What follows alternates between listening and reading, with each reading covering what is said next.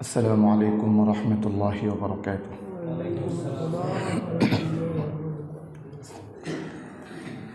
الحمد لله وكفى وسلام على عباده الذين اصطفى. أما بعد فأعوذ بالله من الشيطان الرجيم. بسم الله الرحمن الرحيم. لقد كان لكم في رسول الله أسوة حسنة لمن كان يرجو الله واليوم الآخر وذكر الله كثيرا. আমরা সকলে দুরূদ শরীফ পড়ি। اللهم صل على محمد وعلى آل محمد كما صليت على إبراهيم وعلى آل إبراهيم إنك حميد مجيد. اللهم بارك على محمد وعلى آل محمد كما باركت على إبراهيم وعلى آل إبراهيم إنك حميد مجيد. الحمد لله. আল্লাহ রাব্বুল আলামিনের কাছে সিজদা অবনত চিত্তে শুকরিয়া আদায় করছি যে রব্বুল ইজ্জাত ওয়াল জালাল আমাদেরকে এই মহিমান্বিত দিনে পৃথিবীর পবিত্রতম স্থান মসজিদে আসার বসার, কোরআন ও হাদিসের মজমায় কোরআন ও হাদিসের কিছু কথা বলার ও শোনার জন্য তৌফিক দান করেছেন। আমরা মালিকের দরবারে শুকরিয়া আদায় করি, সকলেই বলি আলহামদুলিল্লাহ। দুরূদ ও রহমত বর্ষিত হোক রহমাতাল লিল আলামিন হযরত মুহাম্মদ মুস্তাফা সাল্লাল্লাহু আলাইহি ওয়াসাল্লামের প্রতি। আল্লাহুম্মা সাল্লি আলাইহি আল্লাহুম্মা বারিক আলাইহি। প্রিয় মসজিদের মুসল্লি ভাইরা, আমরা প্রতি জুমাতেই নির্দিষ্ট যে কোনো একটি বিষয়কে সামনে রেখেই আলোচনা করার চেষ্টা করি, যাতে করে আগত মুমিন মুসলমান ভাইদের কোনো না কোনো উপকারে আসে। এজন্য সময় সংক্ষিপ্ত থাকে। এই সংক্ষিপ্ত সময়েও আমরা একটা বিষয়ের উপরে আলোচনা করার চেষ্টা করি, কিন্তু আজকে সময়ের প্রেক্ষিতে আমরা খুব সংক্ষিপ্তভাবে দুইটা বিষয় নিয়ে আলোচনা করব। একটি হলো বিজয়ে মুমিনের করণীয় কি, আর 2 নম্বর রমাদান ও আমাদের প্রস্তুতি। তো আমাদের দ্বিতীয় বিষয়টাই হলো মূল, আর প্রথমটা আমরা খুব সংক্ষেপে আলোচনা শেষ করার চেষ্টা করব ইনশাআল্লাহ। প্রিয় ভাইয়েরা, বিজয়ে মুমিনের জন্য করণীয় কী হবে এ বিষয়ে আলোচনা বোঝার আগে মুমিন হিসাবে আমাদের একটা বিষয় বোঝা খুব বেশি প্রয়োজন। যেমন ছোটোবেলায় দেখতে পেতাম যে বিভিন্ন দোকানে ক্যারাম বোর্ড রাখা হয়। তো এই ক্যারাম বোর্ড যখন থাকে, তো মনে করেন যে 2 জন ব্যক্তি ওই দোকানে গিয়ে ক্যারাম বোর্ড খেলে বাজিতে। মনে করেন ক আর খ 2 জন খেলতেছে। যখন কয়ের বিজয় হলো, ক্ষয়ের পরাজয়, তো ক খুশি যে আমার বিজয় হয়েছে। এরপরে দ্বিতীয় ম্যাচ আবার খেলা হলো। দ্বিতীয় ম্যাচে মনে করেন যে ক্ষয়ের জয় হলো, কিন্তু কয়ের পরাজয়। এবার খ খুশি। তাহলে 2 ম্যাচ। প্রথম ম্যাচে খুশি হয়েছে কে ভাই? ক। দ্বিতীয় ম্যাচে খুশি হয়েছে কে? খ। খুশি হওয়ার কারণ কি? আমার জয় তার পরাজয়। এ খুশি হলো কি? আমার জয় তার পরাজয়। এই জন্য। কিন্তু মজার বিষয় কি জানেন? এই 2 ম্যাচে 2 জন খুশি হয়েছে, 2 জন কষ্ট পেয়েছে, কিন্তু উভয় ম্যাচে দোকানদার খুশি, বোর্ডের মালিক কি খুশি, কারণ দোনো ম্যাচেই তার জয়, তার লাভ। প্রিয় ভাইয়েরা, গণতন্ত্র, এই গণতন্ত্রে আমাদের দেশীয় অমুকের জয় তমুকের পরাজয়, অমুকের জয় তমুকের পরাজয়, যদিও আমাদের মধ্যে মনোমালিন্য আর খুশিতে হয়, কিন্তু গণতন্ত্র যারা তৈরি করেছে তাদের বিজয়। এটা কিন্তু বারবার বলি যে এই পচা গণতন্ত্র এটা আমাদের না, এটা আমাদের জন্য না। আমাদের জন্য হলো ইসলাম, আমাদের জন্য হলো কোরআন, আমাদের জন্য রব যে বিধান দিয়েছেন আমাদের জন্য হলো সেটা। প্রিয় ভাই, এজন্যে মুসলমানদের উচিত, মুমিনদের উচিত যে রবের যে বিধান ওই বিধানকে মনে লালন পালন করা, ওই বিধান কায়েমের জন্য চেষ্টা করা। এরপরেও যেহেতু গণতন্ত্র জয় আর পরাজয়, এই জয়কেও আমরা অনেকে জয় মনে করি। তো সেই জয় যেহেতু মনেই করি, জয় মুমিনের জন্য কিছু করণীয়। প্রিয় ভাই, আল্লাহ রাব্বুল আলামিন কোরআনুল কারীমে দুই জায়গায় বিজয়ে মুমিনের জন্য তিনটা খুশির কথা বলেছেন। আল্লাহ রাব্বুল আলামিন বলেন, মুসা আলাইহিস সালাতু ওয়াস সালামের লম্বা ঘটনা টানলেন। লম্বা ঘটনা টেনে ফিরআউনের কবল থেকে যখন আল্লাহ রাব্বুল আলামিন মুসা আলাইহিস সালাতু ওয়াস সালামকে বিজয় দিলেন, সেই বিজয় পাওয়ার পর আল্লাহ রাব্বুল আলামিন মুসা আলাইহিস সালাতু ওয়াস সালামকে বললেন, লা ইন শাকারতুম লাযীদান্নাকুম ওয়া লা ইন কাফারতুম ইন্না আযাবি লাশাদীদ। যে মুসা, তোমাকে কিন্তু জালিমের কবল থেকে রক্ষা করা হয়েছে, বিজয় দেওয়া হয়েছে। এখন যদি তুমি এবং তোমার উম্মতেরা শুকরিয়া আদায় করো, লাযীদান্নাকুম, আমি আল্লাহ তোমাদেরকে নিয়ামত আরও বাড়িয়ে দেব। ওয়ালা ইন কাফারতুম, আর যদি তোমরা অকৃতজ্ঞ হয়ে যাও, ইন্না আযাবি লাশাদীদ, তাহলে জেনে রাখো আমার আযাব অত্যন্ত মারাত্মক, অত্যন্ত কঠিন। এজন্যে বিজয় মুমিনের জন্য 1 নম্বর করণীয় হলো শুকরিয়া আদায় করা, রবের প্রতি কৃতজ্ঞতা প্রকাশ করা। 2 এবং 3 নম্বর করণীয় সূরাতুন নাসরে আছে, যেটা মক্কা বিজয়ের পর আল্লাহ রাব্বুল আলামিন নাযিল করেছেন। আল্লাহ রাব্বুল আলামিন বলেন, ইযা জাআ নাসরুল্লাহি ওয়াল ফাতহ ওয়া রাআইতান নাসা ইয়াদখুলুনা ফি দীনিল্লাহি আফওয়াজা ফাসাব্বিহ বিহামদি রাব্বিকা ওয়াস্তাগফির ইন্নাহু কানা তাওয়াবা। শেষ আয়াত আল্লাহ রাব্বুল আলামিন 2টা করণীয় বলেছেন। প্রথম আয়াতগুলোতে আল্লাহ বলেছেন যে যখন বিজয় আসবে তখন মানুষেরা দলে দলে ইসলাম প্রবেশ করবে। এরপরে আল্লাহ বলেন, এই যে মানুষ দলে দলে ইসলামে আসবে, মানুষের এই খুশি দেখে, মানুষের এই প্রবেশ দেখে আপনি খুশিতে আত্মহারা হয়ে যাবেন না। আপনার কাছ কি ফাসাব্বিহ বিহামদি রাব্বিক, তখন আপনি আপনার রবের তাসবিহ পাঠ করুন। এজন্য বিজয় আমাদের 2 নম্বর করণীয় যে অধিক পরিমাণে তাসবিহ পাঠ করা, জিকির আজকার করা। 3 নম্বর করণীয় ইন্নাহু কানা তাওয়াবা। 3 নম্বর করণীয় হলো আল্লাহর কাছে তাওবা করা। এই বিজয় অর্জন করতে গিয়ে যে ভুল ভ্রান্তি হয়েছে সে ভুলের জন্য আল্লাহর কাছে ক্ষমা চাওয়া এবং ক্ষমার নীতি অবলম্বন করা। রবের কাছে ক্ষমাও চাইব এবং মানুষকেও ক্ষমা করে দেব। সেটা কেমন? মক্কা যখন বিজয় হয়, ও মক্কা বিজয়ের দিনে আল্লাহ রাসূল সাল্লাল্লাহু আলাইহি ওয়াসাল্লাম খোলা তরবারি সহ 10,000 সাহাবী নিয়ে মক্কা বিজয় হয়েছে। কোন মক্কায়?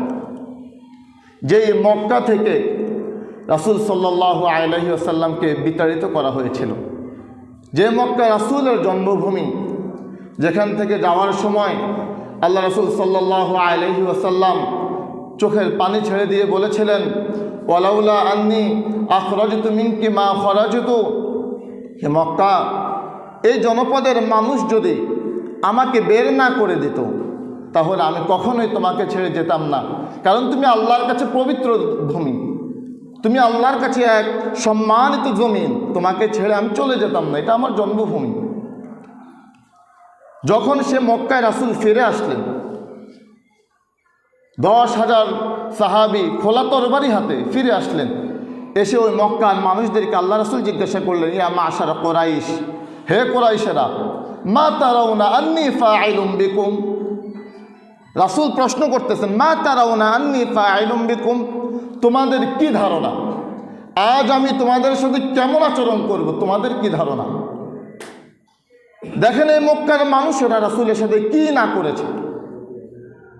মক্কির জীবনে আল্লাহ রাসূল সাল্লাল্লাহু আলাইহি সাল্লামের উপরে মুখে থুতু মেরেছে, রাসূলের ঘাড়ের উপরে উটের নাড়ি ভুঁড়ি তুলে দিয়েছে, রাসূলের গলায় ফাঁস দিয়েছে, বেলাল রাদিয়াল্লাহু তাআলা আনহুকে উত্তপ্ত মরুভূমিতে টেনে হিঁচড়ে নিয়ে গিয়েছে, সুমাইয়া রাদিয়াল্লাহু তাআলা আনহাকে বিষাক্ত তীর দিয়ে আঘাত করতে করতে শহীদ করেছে।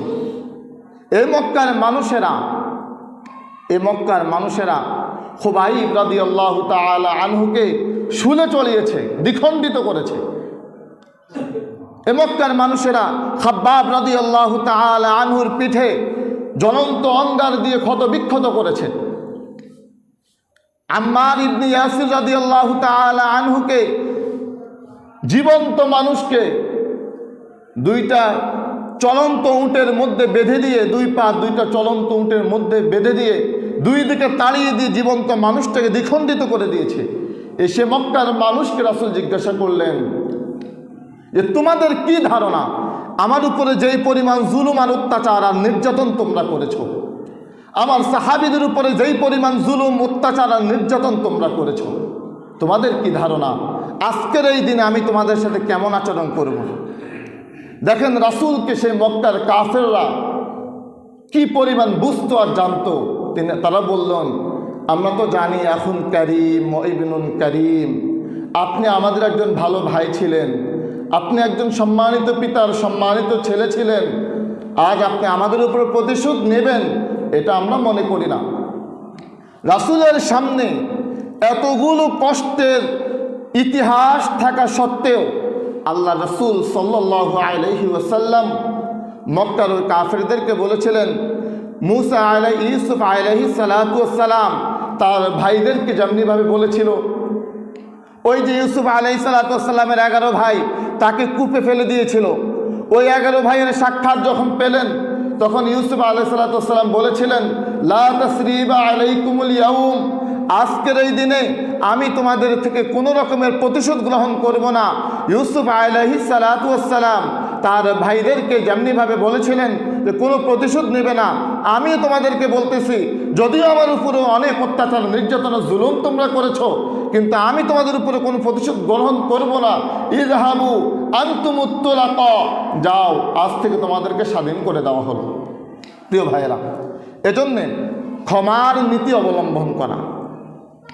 যদি আপনি মনে করেন যে আপনি মাজলুম ছিলেন, তা আপনি মাজলুম থাকতে যদি রাসূলকে ভালোই বেসে থাকেন, যদি রবকে ভালোই বেসে থাকেন, তাহলে রাসূলের ওই নীতি অবলম্বন করা চাই যে আমি যার দ্বারা মাজলুম হয়েছি, আমার উপরে যে জুলুম করেছে আমি তাকে ক্ষমা করে দিলাম।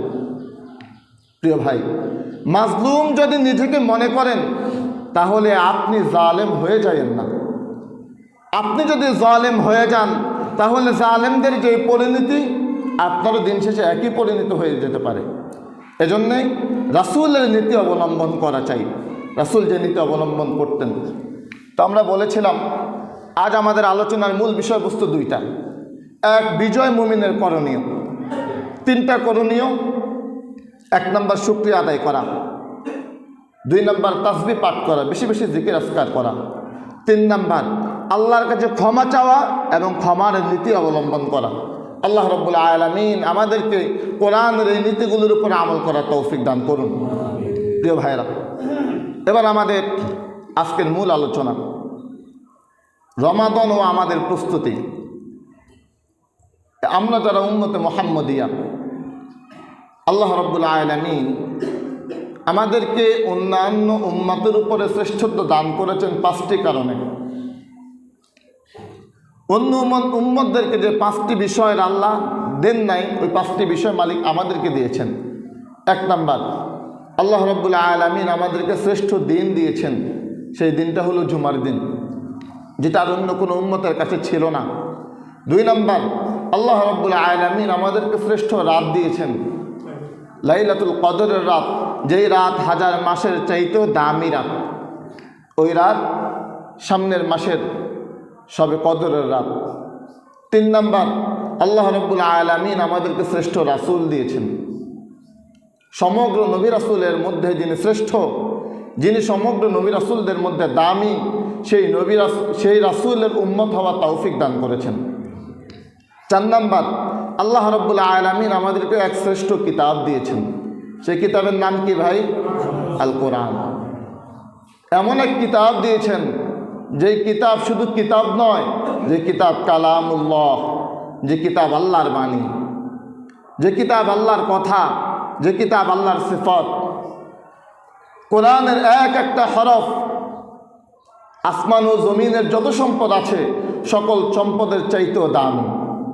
কোরআনের এক একটা হরফ জান্নাতের চাইতেও দামি। কেন দামি?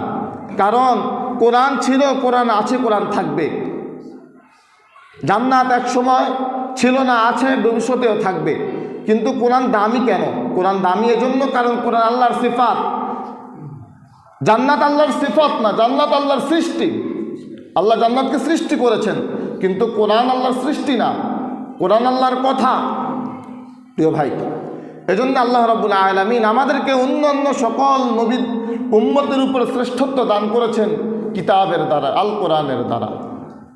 5 নম্বর, আল্লাহ রাব্বুল আলামিন আমাদেরকে এক সম্মানিত মাস দিয়েছেন।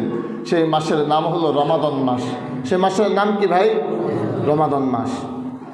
এই রমাদান মাস দেওয়ার মাধ্যমে আল্লাহ রাব্বুল আলামিন আমাদেরকে মর্যাদাবান করেছেন। সেই রমাদান মাস আর অল্প কয়েকদিন, আজ শাবানের 24 তারিখ, তার মানে আর হয়তো 4 দিন, 5 দিন বা 6 দিন। এই 5-6 দিনের পরেই আমরা ওই মাসের মধ্যে পদার্পণ করবো, আল্লাহ যদি আমাদেরকে তৌফিক দান করেন, আল্লাহ যদি আমাদের হায়াতের মধ্যে বরকত দান করেন। আমরা দোয়া পড়ি, আল্লাহুম্মা বারিক লানা ফি রজব ওয়া শাবান ওয়া বাল্লিগনা রমাদান। আল্লাহুম্মা বারিক লানা ফি রজব ওয়া শাবান ওয়া বাল্লিগনা রমাদান। এই মাসকে ঘিরে আমরা অনেকে এখনো গাফিল হয়ে আছি। আমি এখনো গাফিল হয়ে আছি, আপনারা অনেকে গাফিল হয়ে আছেন, অনেকের হয়তো প্রস্তুতিও আছে। কিন্তু এই মাস, যেই মাসের কারণে আমার মর্যাদা, আপনার মর্যাদা, ওই মাস আমাদের এত কাছে, অথচ ওই মাস নিয়ে আমাদের কোনো প্রস্তুতি নাই এখনো। এই মাস নিয়ে আসমানের প্রস্তুতি হয়, এই মাসকে কেন্দ্র করে আসমানের প্রস্তুতি চলে। আসমানে অনেকগুলো প্রস্তুতির মধ্যে কয়েকটা আপনাদেরকে শোনাই। আল্লাহ রাসূল সাল্লাল্লাহু আলাইহি ওয়াসাল্লাম বলেন, যখন রমাদান শুরু হয়, ফুতিহাত আবওয়াবুল জান্নাহ, জান্নাতের সকল দরজাগুলোকে খুলে দেওয়া হয়। সুবহানাল্লাহ। যখন রমাদান শুরু হয়, ফুতিহাত আবওয়াবুর রাহমাহ, রহমতের সকল দরজাগুলোকে খুলে দেওয়া হয়। যখন রমাদান শুরু হয়, গুল্লিকাত আবওয়াবুন নার, জাহান্নামের সমস্ত দরজাগুলোকে বন্ধ করে দেওয়া হয়। যখন রমাদান শুরু হয়, সুফিদাতিশ শায়াতিন, শয়তানগুলোকে আবদ্ধ করে ফেলা হয়। যখন রমাদান শুরু হয়, আল্লাহ রাসূল সাল্লাল্লাহু আলাইহি ওয়াসাল্লাম বলেন, একজন আহ্বানকারীকে নির্ধারণ করা হয়, যে আহ্বানকারী দাঁড়ায় আর বলতে থাকে, ইয়া বাগিয়াল খায়রি আকবিল ওয়া ইয়া বাগিয়াশ শাররি আকসির। হে কল্যাণকামী, হে সৎ কাজওয়ালা, তুমি আরও অগ্রসর হতে থাকো, আরও ভালো কাজ করতে থাকো, আরও নেকির কাজ করতে থাকো। ওয়া ইয়া বাগিয়াশ শাররি আকসির। আর যারা গুনাহের কাজে লিপ্ত থাকে, ফেরেশতা বলতে থাকে যে আর করিও না, এবার থামো, এখনই থামো, গুনাহের কাজ আর করিও না। রমাদান যখনই শুরু হয়, এভাবে করে একজন বলতে থাকে। প্রিয় ভাইয়েরা, রমাদান মাস কেন্দ্রিক আসমানে প্রস্তুতি চলে, অথচ আমার আপনার প্রস্তুতি নেই। এই রমাদান মাস এতটা মর্যাদাবান কেন? কারণ এই রমাদান মাসে ইসলামের মূল স্তম্ভ কয়টি ভাই? সবাই বলেন 5টি। ঈমান, কালিমা, কালিমা মানে তো ঈমান, কালিমা, নামাজ, রোজা, হজ, যাকাত। কয়টি ভাই? 5টি। রোজা যেটা বললাম মানে হলো সিয়াম। এই সিয়াম কোন মাসে রাখতে হয়? রমজান মাসে। রমাদান মর্যাদাবান হওয়ার অন্যতম একটি কারণ হলো এই মাসে আল্লাহ রাব্বুল আলামিনের ফরজ করা এক বিধান সিয়াম, সেটা এই মাসে রাখতে হয়। রমাদান মর্যাদাবান হওয়ার আরও অন্যতম বেশি কারণ যেটা, সেটা হলো এই মাসে কোরআন নাজিলের মাস। প্রিয় ভাই, তো সিয়াম রমাদান মাসে ফরজ করা হয়েছে, এজন্য রমাদান মাস মর্যাদাবান মাস। সেই মাস আমাদের খুবই সন্নিকটে। রমাদান মাস এত মর্যাদাবান মাস, যেই মাস শুরু হওয়ার সাথে সাথে আমাদের আমল নামায় কত বড় এক পরিবর্তন আসে। আল্লাহ রাসূল সাল্লাল্লাহু আলাইহি ওয়াসাল্লাম বলেন, ওয়ারমাদানুন ইলা রমাদান মুকাফফিরাতুম মা বাইনাহুন্না ইযা জতুনিবাল কাবাইর। যখনই রমাদান মাস শুরু হয় তখনই আল্লাহ রাব্বুল আলামিন বান্দার অতীতের 1 বছরের সকল সগীরা গুনাহগুলোকে মাফ করে দেন। রমাদান মাস আসার সাথে সাথে সগীরা গুনাহগুলোকে আল্লাহ রাব্বুল আলামিন মাফ করে দেন। রমাদান মাস এতটা চমৎকার মাস, মর্যাদাবান মাস, যে মাসের মাধ্যমে আমরা চাইলে আমাদের মর্যাদাকে বহুগুণে বাড়িয়ে নিতে পারি। আমাদের মাঝের অনেকে এটা এমন আছেন, এখানে অনেকে আমরা আছি যে আপনার চাইতে বয়সে ছোট, কিন্তু আপনার আগে মারা গিয়েছে। বয়সে আপনার চাইতে কি ছোট, কিন্তু আপনার আগে মারা গিয়েছে, কিন্তু আল্লাহ রাব্বুল আলামিন আপনাকে এখনো হায়াতে রেখেছেন। আপনাকে যদি মালিক আরেকটা রমাদান দেন, আপনি চাইলে আমল করে নেক কাজের মাধ্যমে তার চাইতে আপনার মর্যাদাকে বহুগুণে বাড়িয়ে নিতে পারেন। চমৎকার এক লম্বা হাদিসে তালহা ইবনে উবাইদুল্লাহ তিনি বলেন, আমি ঘুমিয়েছিলাম। ঘুমে থাকা অবস্থায় আমি দেখতে পেলাম যে এমন 2 জন মানুষ, ওই 2 জন মানুষই মৃত্যুবরণ করেছেন, 2 জন সাহাবী মৃত্যুবরণ করেছেন। তবে তাদের মাঝে পার্থক্যটা কি ছিল?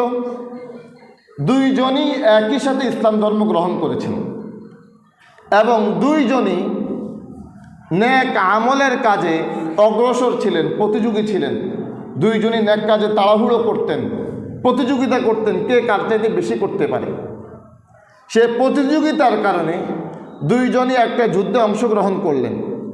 অংশগ্রহণ করার পর একজন জিহাদ করতে গিয়ে শহীদ হলেন, আরেকজন শহীদ না হয়ে গাজী হয়ে ফিরে আসলেন। আরেকজনের মৃত্যু হলো 1 বছর পর, স্বাভাবিক মৃত্যু। 2 জনের মৃত্যুকে একই সময় হয়েছে ভাই? না। একজন কোথায় মৃত্যুবরণ করেছেন? শহীদ।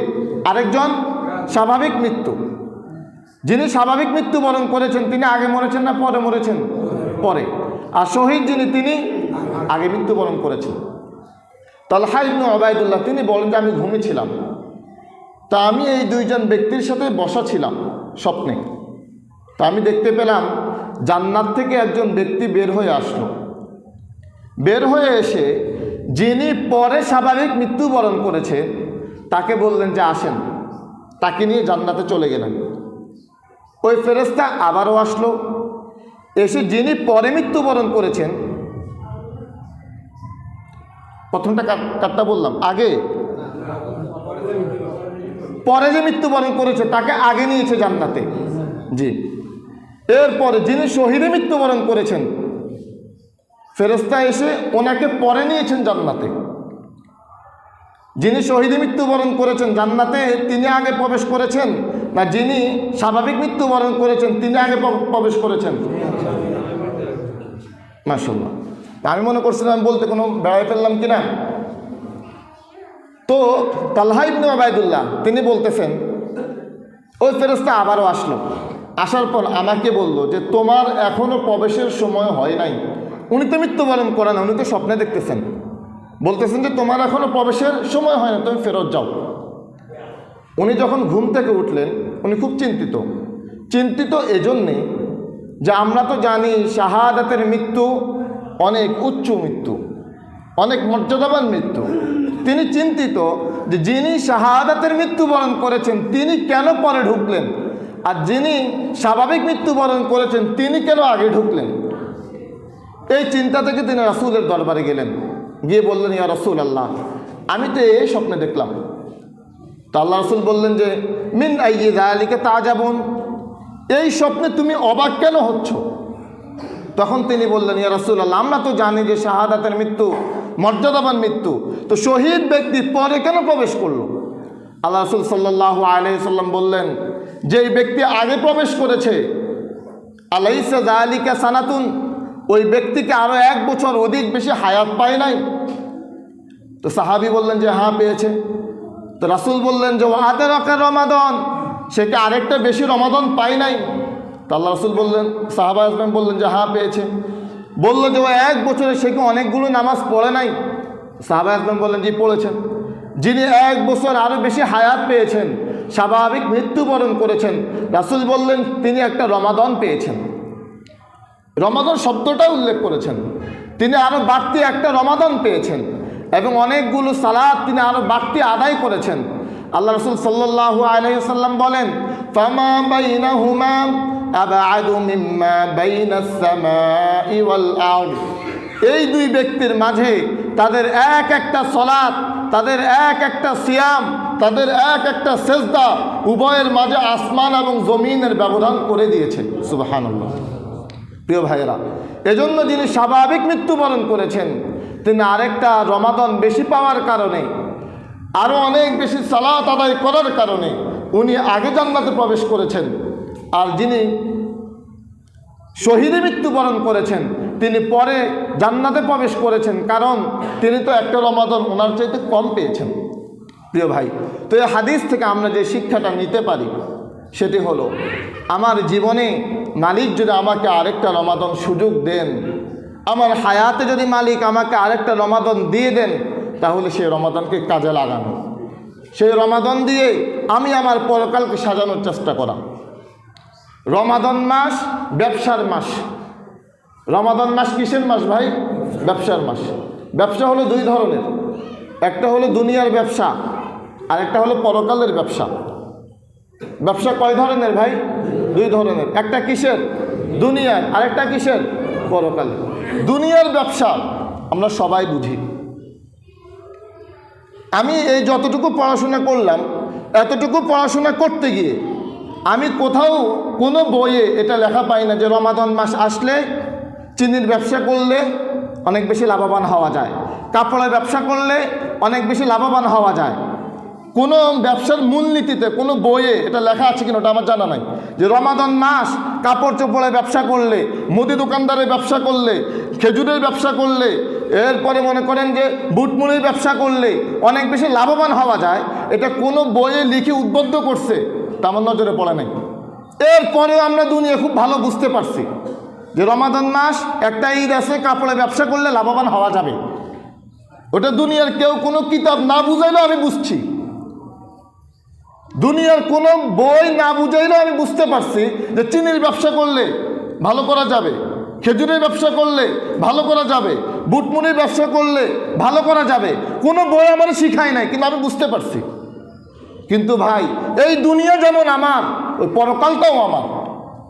ওই পরকালের ব্যবসা বোঝানোর জন্যে আল্লাহ কোরআন দিলেন, ওই পরকালকে সাজানোর জন্যে আল্লাহ রাসূল পাঠাইলেন।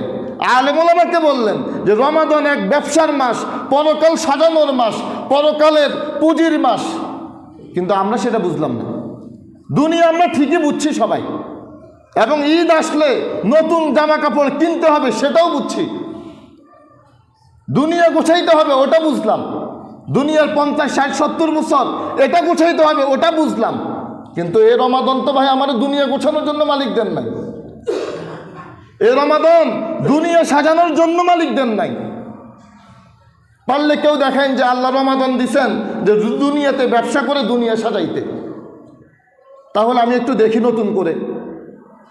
যাদের আমার চাইতেও বয়স বেশি, আপনারা যদি কোথাও পেয়ে থাকেন যে আল্লাহ রমাদান মাস দিছে কাপড়ের ব্যবসার লাই, দুনিয়া সাজানোর জন্যে, তাহলে ওটা একটু দেখাই না আমারে। কিন্তু আমি তো দেখলাম যে মালিক রমাদান দিয়েছেন পরকাল সাজানোর জন্যে, পরকালকে সুন্দর করে সাজাতে, পরকালের অনন্ত জীবনকে সাজাতে মালিক রমাদান দিয়েছেন। তো মূল যে জন্য দিলেন ওটা বুঝলাম না, কিন্তু যে ক্ষণস্থায়ী জীবন ওটা বুঝে ফেললাম এত সুন্দর। অথচ যেটা কেউ বুঝাইল না, আমি এটা নিজ দায়িত্বে বুঝে নিলাম। মানে আমার বুদ্ধি আলহামদুলিল্লাহ কত ভালো, আমার দুনিয়াটা সাজাইতে হবে এটা আমি চমৎকার বুঝতে পারছি বলেই তো মনে করেন শেষ 10 দিন যখন আরো বেশি পরকাল কামাইয়ের সময়, যখন আরো বেশি নেকি অর্জনের সময়, তখন মার্কেটগুলো আরো বেশি জমজমাট থাকে। 27 রাত, বেজোর রাতগুলো তখন নেকি আরো বেশি কামাইয়ের সময়, কিন্তু দুনিয়া আমাদের তখন আরো বেশি কামাই চলে। সারা রাত জেগে ব্যবসা চলে, ঈদের রাত সারা রাত ব্যবসা। দুনিয়া বুঝছি খুব ভালো, কিন্তু এই দুনিয়া তো কোনো কিতাব আমারে বুঝাইতে আমি দেখি নাই, কিন্তু আমরা নিজ দায়িত্বে বুঝে নিলাম। তা আমি যে ভাই, আমি আমার দুনিয়াটা তো চমৎকার বুঝলাম ভাই, তো ওই পরকালটা কেন বুঝলাম না? এ পর্যন্ত এখানে যারা আছি অনেকের তো দাদা মারা গিয়েছে, অনেকের বাবা মারা গিয়েছে। আপনার বাবার সাথে আপনি কি কবরে ছিলেন ভাই? ছিলেন না তো। প্রত্যেকের কবর একা কবর, একা কবর। আপনার কবরে আপনি একা। আপনার এই সন্তান আপনার কবরে যাবে না, যেই সন্তানের জন্যে আপনি এই রমাদানকে বিসর্জন দিয়ে, আমল বিসর্জন দিয়ে আপনি দুনিয়া সাজাচ্ছেন, যে সন্তানের জন্য এই বাড়ি অট্টালিকা করে দিবেন, জায়গা জমি কিনে দিবেন, তার মুখে খাবার তুলে দিবেন, এই সন্তান আপনার কবরে আপনার সাথে যাবে না। কোনো বাবা তার সন্তানকে তার সাথে কবরে নিতে পারে নাই। সন্তান কবরে রেখে আপনাকে পাড়িয়ে পাড়িয়ে মাটি দিয়ে দিবে, সন্তানের ডিউটি এটা। কিন্তু আপনি বাবা আপনার ওই পরকাল বিসর্জন দিয়ে, ওই রমাদান বিসর্জন দিয়ে, রমাদানের আমল বিসর্জন দিয়ে আপনি দুনিয়া সাজাইতে ব্যস্ত। কত যুবক তো মারা গেল, কোন যুবকের কবরে তার সাথে তার বাবা গেছে, কার সাথে কার মা গেছে, যেই মা তার 10 বছর 10 মাস পেটে ধারণ করছে, 2 বছর বুকের দুধ খাওয়াইছে, ওই মাও তো যায় না কবরে। তো ভাই আপনার কবর আপনার একার কবর, একার। পরকালের প্রতিটা ঘাঁটি আপনার একার ঘাঁটি, একার। ওই পরকালের ঘাঁটি সাজান। রমাদান ওই পরকালকে সাজাইতে দিছে আল্লাহ, ওই পরকালের পুঁজি কামাইয়ের জন্য রমাদান দিয়েছেন মালিক। আর আমরা মনে করছি যে রমাদান মানে দুনিয়া সাজাইতে দিছে। আমি তো এটা আবারও রিপিট করি যে দুনিয়া সাজানোর কথা কোথায় পাওয়া যায় না, কিন্তু আমি তো দুনিয়া সাজাচ্ছি ভালোই, আমি তো দুনিয়াটা বুঝতে পারলাম ভালোই, কিন্তু আমার পরকালটা কেন বুঝি না? যে পরকাল এতটা বুঝানো হয়, যে পরকালের কথা বুঝানোর জন্য আল্লাহ কিতাব দিলেন, ওই পরকালটা কেন বুঝলাম না? রাসূল দিলেন, ওই পরকালটা কেন বুঝলাম না? আলেমরা বলেন দিবে নিশি, ওই পরকালটা কেন বুঝলাম না? ওটাই তো আমার। এই জন্য প্রিয় ভাই, ওই পরকালকে সাজানোর চেষ্টা করা, এবং রমাদানের শেষ দশক ইতিকাফের চেষ্টা করা। এটা বিষয়টা এমন হয়েছে ইতিকাফ যে মনে করেন যে হুজুররা হুজুরদের মতো বলুক, আমরা আমাদের মতো আছি। অথচ এখন যদি বলি যে আপনারা রাসূলকে ভালোবাসেন কিনা, জবাব দেন রাসূলকে ভালোবাসেন? সবাই বাসেন? এবার দেখেন যে যদি বলি যে রমাদানে ইতিকাফ করবেন কয়জন, যে যদি বলি এই কথাটা আপনাদের জন্য কঠিন হয়ে যাবে, এই জন্য বলছি না। যদি বলা হয় যে রাসূলকে যারা ভালোবাসেন তারা রমাদানে ইতিকাফ করেন, কেন? কারণ রাসূল তার জীবনে কখনো রমাদানে ইতিকাফ ছাড়েন নাই, তা আপনি ইতিকাফ করেন। রাসূলকে ভালোবাসেন, প্রমাণ দেন। আপনি যে রাসূলকে ভালোবাসেন প্রমাণ কি? আমি রাসূলকে ভালোবাসি, প্রমাণ কি? কারণ আমি রাসূলকে ভালোবাসি, টুপি পরেছি।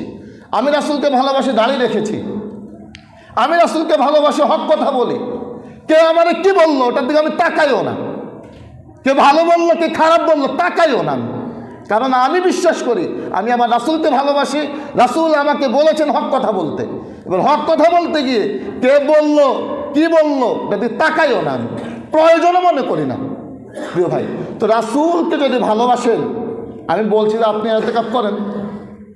এবার দেখেন যদি না আমাদের অনেক ব্যস্ততা, আমাদের অনেক ব্যস্ততা, এখানে 2 বিয়ে করেছেন, 2 স্ত্রী জীবিত আছে, এমন কি কেউ আছে? মানে আপনি 2 বিয়ে না, 2 জন স্ত্রী জীবিত আছে, মানে আপনার 2 বিয়ে 2 স্ত্রী আছে, এমন কি আছেন? কেউ নাই। 4 বিয়ে, 2 বিয়ে তো না, তার উপরে নাই। অথচ রাসূলের মৃত্যুর সময় 11 জন স্ত্রী, রাসূলের 11 জন স্ত্রী, মৃত্যুর সময় 10 জন স্ত্রী জীবিত। তাহলে রাসূল 10 জন স্ত্রী, সংসার 10টা সংসার, এই 10টা সংসার রেখেও আল্লাহ রাসূল ইতিকাফ ছাড়েন নাই কখনো। আর আপনি এক স্ত্রী নিয়ে ইতিকাফ করতে পারতেছেন না। আপনি আপনার ব্যস্ততা, তা আপনার কি এমপি, মন্ত্রী, মেম্বার কি আপনি? অথচ রাসূল মদিনার রাষ্ট্রনায়ক, মদিনার রাষ্ট্রনায়ক রাসূল ইতিকাফ ছাড়েন নাই। রাসূল সেনা প্রধান, রাসূল ইতিকাফ ছাড়েন নাই। আপনি কিসের ব্যস্ততা দেখান? রাসূল যদি আপনাকে এই প্রশ্নটাই করে যে উম্মত, তুমি বলেছো আমাকে ভালোবাসো, এবার তুমি বলো আমার ভালোবাসায় তুমি রমাদানে ইতিকাফ করলা না কেন? উম্মত তুমি বলেন আপনার জবাব কি হবে? আপনি কি জবাব দিবেন? আপনি বলেন। আপনি বলছেন আমি রাসূলকে ভালোবাসি, রাসূলের জন্য জীবন দিতে পারি, মরতে পারি। এবার রাসূল বলতেছেন যে আমাকে যে ভালোবাসো এর প্রমাণ দাও। তোমাকে বলা হয়েছে যে আমাকে ভালোবাসলে ইতিকাফ করতে, তো তুমি ইতিকাফ করেছো। এবার আপনি প্রমাণ দেন আপনি রাসূলকে ভালোবাসেন না দুনিয়া ভালোবাসেন। যদি বলা হয় যে কাপড় দোকানদার যারা আছেন একজনও এবারে রমাদানের শেষ দশক ব্যবসা করবেন না, ইতিকাফ করেন, ওনার মাথায় বাড়ে যে ব্যবসার মৌসুমই তো ওইটা, ওই সময় ব্যবসা না করে ইতিকাফ, ওই সময় ব্যবসা করে আপনি পরকাল সাজাইছেন। আল্লাহ ভরসা, দেখা যাবে ইনশাআল্লাহ পরকালে। প্রিয় ভাই, এজন্যে রমাদানকে ইবাদতের মৌসুম মনে করা। আল্লাহ এই রমাদান দিয়েছেন ইবাদতের জন্যে, এ রমাদান দিয়েছেন পরকাল সাজানোর জন্যে, এ রমাদান দিয়েছেন পরকালের আমলনামা ভারী করার জন্যে, যাতে করে পরকালটা সুন্দর কাটে। প্রিয় ভাই, তো রমাদানে যখন রমাদানের চাঁদ উদিত হবে, আমাদের কাজ হলো সেই চাঁদকে স্বাগত জানানো, দোয়া পড়া, রমাদানের চাঁদ দেখার চেষ্টা করা এবং দোয়া পড়া, আল্লাহুম্মা আহিল্লাহু আলাইনা বিল ইয়ুমনি ওয়াল ঈমান ওয়াস সালামাতু ওয়াল ইসলাম রাব্বি ওয়া রাব্বুকা আল্লাহ। এখনকার কথাগুলো একটু দ্রুত বলে নিন। এরপরে রমাদানের চাঁদ দেখার পর আমাদের প্রথম কাজ সলাতুত তারাউই আদায় করা। রাকাত সংখ্যা নিয়ে আমরা ওই দিকে না যাই, আমি মূল কথাটা বলি। হাদিসে এসেছে রাসূল সাল্লাল্লাহু আলাইহি সাল্লাম বলেছেন, মান কামা রমাদানান ঈমানান ওয়া ইহতিসাবা গুফিরা লাহু মা তাকদ্দামা মিন যামবি। যেই ব্যক্তি ঈমান ও ইহতিসাবের সাথে রমাদান মাসে কিয়াম করবে, নফল নামাজ পড়বে, আল্লাহ রাব্বুল আলামিন তার অতীত জীবনের সকল গুনাহগুলোকে মাফ করে দেবেন। এজন্যে রমাদান মাসে কিয়াম, কিয়াম মানে হলো এই কিয়াম বলতে এটা সলাতুত তারাউই, তাহাজ্জুদ না, এটা সলাতুত তারাউই, সলাতুত তারাউই আদায় করার চেষ্টা করা। আল্লাহ রাব্বুল আলামিন আমাদেরকে তৌফিক দান করেন। রমাদান মাস, এরপরে কিয়ামের পরের দিন তো রোজা রাখা। রোজা কার উপরে ফরজ? প্রত্যেক সুস্থ মস্তিষ্ক, বয়স্ক, প্রাপ্তবয়স্ক নর নারীর উপরে সিয়াম রাখা ফরজ। সিয়ামের সময় কতক্ষণ? সুবে সাদিক থেকে শুরু করে সূর্যাস্ত পর্যন্ত। সিয়ামের সময় কতক্ষণ বললাম ভাই? সুবে সাদিক থেকে শুরু করে সূর্যাস্ত পর্যন্ত, নাকি ফজরের আজান থেকে সূর্যাস্ত? না না, কখন থেকে? সুবে সাদিক থেকে সূর্যাস্ত। যেমন আমাদের অনেক ভাইরা এটা মনে করে, মা বোনেরা এটা মনে করে যে ফজরের আজান পর্যন্ত মনে খাওয়া যায়। সাহারি ফজরের আজান পর্যন্ত খাওয়া না, সুবে সাদেক পর্যন্ত খাওয়া। সুবে ফজরের ওয়াক্ত হলেই তো আজান দিবে, ওয়াক্ত যখন শুরু হয় তখন আজান হয়। ফজরের ওয়াক্তের আগে সাহারি শেষ হয়ে যায় সময়। এজন্যে সাহারি যথাসময় খেয়ে ফেলা। যদি আপনি সাহারির সময় শেষ হওয়ার পরেও খানা দানা থাকেন তাহলে আপনার রোজা হবে না। একটা হাদিস আছে যে ওখানে বলা হয়েছে যে তোমরা আজান হলেও খাও। এই আজান হলেও খাও, এই আজান বলতে ফজরের আজান না, তখনকার সময় দুইটা আজান হতো, তাহাজ্জুদের আজান এবং ফজরের আজান। এই আজান বলতে তাহাজ্জুদের আজান বোঝানো হয়েছে যে তাহাজ্জুদের আজান হয়ে গেলেও তোমরা খাও, কিন্তু যখন উম্মে মাকতুম তিনি আজান দিবে এর আগে তোমরা খানাপিনা শেষ করো। এজন্যে আমরা মনে করি যে পাতে যদি কিছু খাওয়া থেকেও যায় মনে হয় ওগুলো শেষ করে যাবে, না, ওগুলো শেষ করার কোনো সুযোগ নেই। আপনার তো ওয়াক্ত আগেই শেষ হয়ে যায়, সুবে সাদিকের আগেই ওয়াক্ত শেষ। এজন্য সুবে সাদিকের আগেই সাহারি খেয়ে নেওয়া। এরপরে ইদানিং একটা প্রশ্ন খুব হয় যে মহিলাদের যে বিশেষ হালত হয়, সেই বিশেষ হালতকে বন্ধ রেখে, ওষুধের মাধ্যমে বন্ধ রেখে তারা যদি রোজা রাখতে চায় এটাকে পারবে কিনা? কেন আপনি এটা করতে যাবেন? এটা তো করার কোনো প্রয়োজন নেই আপনাকে। আল্লাহ তো আপনাকে সুযোগ দিয়েছেন, যে আল্লাহ আপনাকে সুযোগ দিয়েছেন আপনি পরবর্তীতে রাখবেন, ওটাই নিয়ম, ওটাই করা। আর কেউ যদি করে ফেলে তাহলে তিনি ওটা সিয়াম রাখতে হবে। কিন্তু আমাদের থেকে পরামর্শ হলো যে না, আপনি ওষুধ খেয়ে এটাকে বন্ধ রাখার কোনো প্রয়োজন নাই। আপনি স্বাভাবিক নিয়ম যেটা চলে, যখন আপনি অসুস্থ তখন আপনার সিয়াম রাখতে হবে না, পরবর্তীতে সিয়াম রেখে নেবেন, এটাই আপনার উপরে উত্তম হবে। কিন্তু আপনি যদি মনে করেন যে না ওষুধ রেখে খেয়ে রাখবেন, সেটা রাখা যায়, কিন্তু এটাকে অনুত্তম বলা হয়েছে প্রিয় ভাই। এরপরে রোজা যদি ভেঙে যায় তখন রোজা আদায়ের অনেকগুলো মাধ্যম আছে, ইনশাল্লাহ আমরা এগুলো আপনাদের জানাশোনা আছে।